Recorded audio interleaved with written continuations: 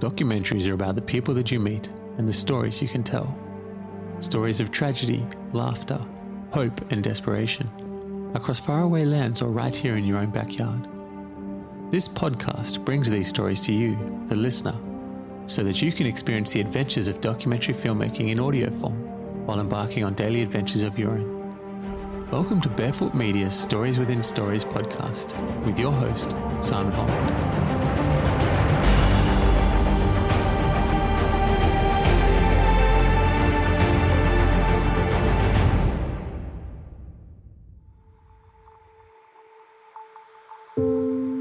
Next time you have a quiet moment, close your eyes, take a breath, and listen to the world around you. Now imagine that your eyes will never open again. In what direction is your first step? What is your new profession? And how do you make a living? In this week's episode, we share the remarkable life of Doug-Rupe. Completely blind from an early age, Doug has put together an existential run that rivals any of those that have ever walked the earth. Doug has been a champion athlete, craftsman, inventor, and police call operator with an encyclopedic knowledge of streets and landmarks. Doug's tales are those of a truly great Australian. Welcome to the show, Doug-Rupe. Thanks, Simon. All right, so we've been hearing a lot of really interesting things about your life, and it has become a legend. So can you tell us a little bit about your entry into this world? Well, I was pretty lucky growing up in the 50s and 60s, and I was exceptionally fortunate having a mum and dad and brother and sister who treated me just like a normal kid. Even though I couldn't see, they let me run into trees and fall down holes and go into ditches and ride my bike around the street, all that sort of stuff. But you could do that back in the 50s because there was lack of traffic, etc. And my dad, he was a very practical fella. He taught me a lot of skills, woodwork, metalwork, working on cars, all that sort of stuff. So yeah, I had a very, very lucky childhood. So you were born totally blind. What was that? No, I had a thing called retinoblastoma. It was a mutation. Some people reckon I was the mutation, but it was about 12 months or 18 months when I lost my second eye. And so I've never missed it. So. From a very young age, you've been constructing things using other senses. Can you tell us a little bit about that process?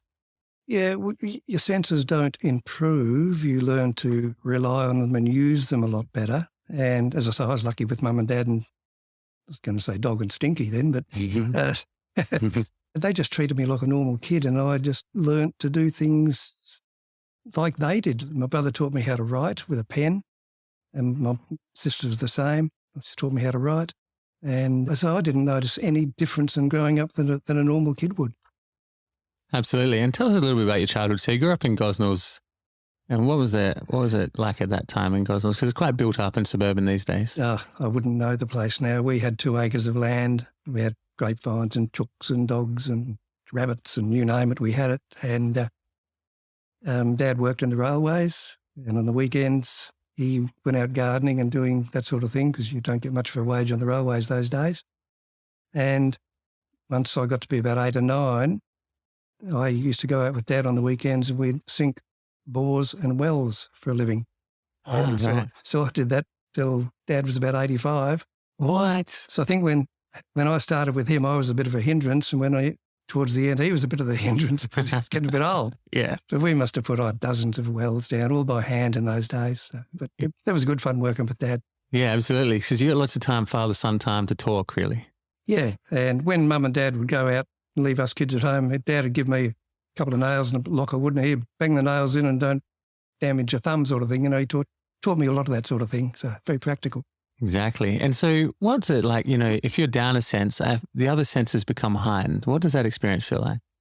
No, as I said, they don't improve. You just learn to rely on them a lot more than the normal person would. Like when you're walking along a street, for example, you walk past a gate or under a tree or past a lamp pole, you can get the little echo as you walk past with your feet or your stick, or you tap the stick on the ground, or I use echolocation, which I can find things like poles or whatever. Sometimes that click you just made, that's your echolocation click? Yeah, sometimes it doesn't work and you go guts up into a pole and split your nose or your eyebrow or whatever. And my poor old mum, quite often I'd come home and I'd walked into some pillars or whatever, and I'd be bleeding like a stuck pig, and she wouldn't know what I was going to come home like. It's Yeah. no wonder she lived so long. Yeah, exactly. Yeah. That's a remarkable skill. So how did you develop that? I suppose in that era, you're not getting taught that kind of stuff. There's not facilities, medical facilities and... No, you're not. It just happened. I was lucky. It just happened, and you're not taught that sort of thing. There's people around who do it now.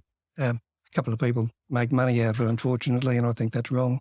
They go around demonstrating and charging $150 or whatever it is an hour to demonstrate how they do it. And I just think that's a bit of exploitation. That's just my opinion. Have you had any incidences or accidents or anything that you'd rather not have had? Yeah, I've had a couple. I think I mentioned earlier my mum didn't know what I was going to be like sometimes when I'd come home, but two of the most notables were before we were going to the Olympics, we were training at Perry Lakes and we were practising sprints because I was pretty quick on sprinting. I could do the 60-metre sprint only about a second outside the open state record. So we were practising starts over 25, 30 metres, that's all. And unbeknownst to me, and unbeknownst to another blind fella, they said to him, just wait here, I'll be back in a second. But they parked him on my lane at about the 20-metre mark. And because I didn't know he was there, so off we go. And he was exceptionally lucky because one of my spikes went on the left side of his foot. The other one went between his feet, otherwise he would have been gouged. So we had a head-on collision. I woke up on the deck, so did he. I had 9 stitches, he had 5. And I woke up on the floor and I saw this water running all over me, and it wasn't water, of course. So Phil May, who was one of our top athletes back in the day, he was a high jumper, long jump and whatever, he drove us to the Ken Fitch, who was the team doctor, stitched us both up. Then Phil drove me home to Gozzy. And of course, Phil's a big fellow, 6'5". He walked in the kitchen and Mum thought, hello? And then because I walked in behind him, face all swollen, blood everywhere and whatever. And so she got the shock of her life there. Then another time, I used to catch the bus home from Perth when I was living in Gozzy. And I'd have to cross Albany Highway at peak hour because there was no lights and things like there is now.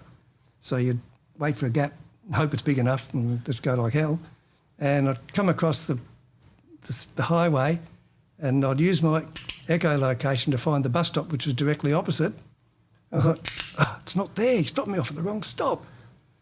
So I had to keep going because, the traffic was there. So I kept going up onto the curb and whack.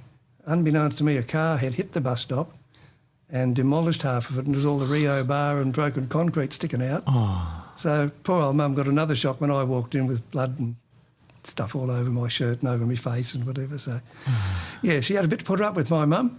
Yeah, because if you're constructing it in your head perfectly, you know how things should be, and then anything's changed on you. Exactly. That's brutal. Yeah, pulls you up in a hurry, I'll give you the tip. Yeah, exactly. What do you like going from the toilet to the fridge or whatever in the middle of the night? Because I'm always hitting my shins on the coffee table every time I try. No, I've got that down to a fine art. And so from a young age, you're clearly very talented with your hands and your skills and in craftsman these days. Was that something that you noticed from a young age? Well, I was pretty lucky. When I went to high school, well, even state school, primary school, we had woodwork every Friday and we were taught how to plane wood, and then we were taught metalwork a bit. But then when I went to high school, I went to Armidale High School, and my manual training teacher, Mr. Roberts, he basically put me through my cabinet maker's trade, taught me. I was one of the only kids allowed to use the circular saw at Armidale High School. Yeah. And wow. It was that got the go to the sighted kids because they said, why can he do it? He said, well, he doesn't get distracted easily. Yeah. And Mr. Roberts taught me all about woodwork. He taught me all about metalwork, how to use a lathe, all that sort of thing. Yeah. And so when I left school, I hated school, absolutely hated it. Yeah. So I left halfway through third year and started my own cabinet making business. And I did that for quite a few years, building china cabinets and record cabinets and all that sort of thing. No kidding. Where was your workshop? We had a big workshop in Gosnells, a 10 metre by 6 metre workshop, which Dad and me and Uncle Fred built. And so I did that for quite a few years.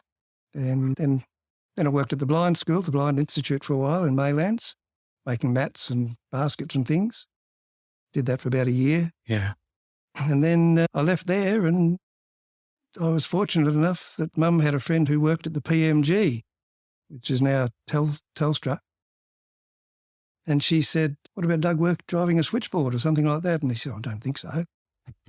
But they kept nagging me, and eventually Nolene Smith was the name. She took me for 3 or 4 or 5 different companies and government departments to demonstrate and show me how to use all sorts of different sorts of switchboards. Yeah.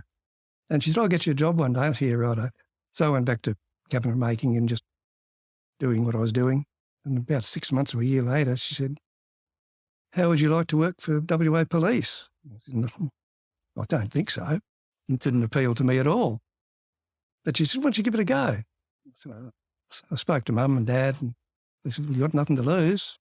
So she took me in. I had an interview with the superintendent, and about 2 weeks later, I was working for WA Police and was there for 41 years. 41-year career with the WA Police. That's unheard of almost these days. It is. And so what was your role at WA? To start off, I was purely switchboard. I started off in Hay Street, just a building just opposite 6PR. That was in 71. Got transferred up to the police traffic branch when the new headquarters building opened near the causeway, the half-round thing. That was in 76. 83, I got transferred to Fremantle, and that's when I really started I loved the job anyway, but it really got good because I was doing the radio and all sorts of stuff down there, putting jobs on the system. And then computers came in, and my adaptive technology was able to allow me to still put jobs on and do vehicle and warrant and driver's checks, all that sort of thing. So the notes that I have here, it says that you were GPS before GPS. What does that mean? You lost me on that one, Simon. I've been told that you were the GPS before GPS, so the global positioning system. Well, I knew Fremantle like the back of my hand, and it was quite handy because you got to know all the local dirtbags, for want of a better term, and you knew the shortcuts. Plenty of them in Fremantle, Western Australia, that can be sure, yeah. There's 1 or 2. And so I knew all the shortcuts, the alleyways, the laneways, where they duck down to hide and all that sort of thing. So you get the coppers on local and say, I think he's gone down Norfolk Lane or Suffolk Lane, whatever it was, and you got to know the place very well. So, how do you get to know the place if it's not something that you can walk around and observe? Yeah, just familiarity, from walking around and driving around. And I actually worked for a tow truck company for a few years night shift, and again I got to learn the south of the river exceptionally well. You wouldn't get me lost now anywhere. So I was pretty lucky like that.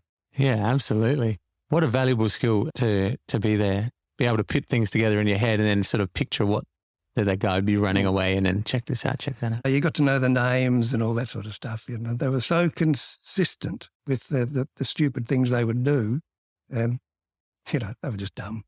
I'd love to hear your favourite story or two from that time in WAP, because 41 years in such a action-packed scenario.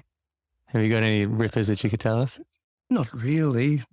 A lot of my happier times with the police department was when the coppers would pull tricks on me, and like putting a cardboard box on the 4th step as you're going upstairs, that sort of thing, and leaving doors open or all that sort of thing. Just taking a bit of fun. You couldn't do it now because you wouldn't be allowed to. Yeah.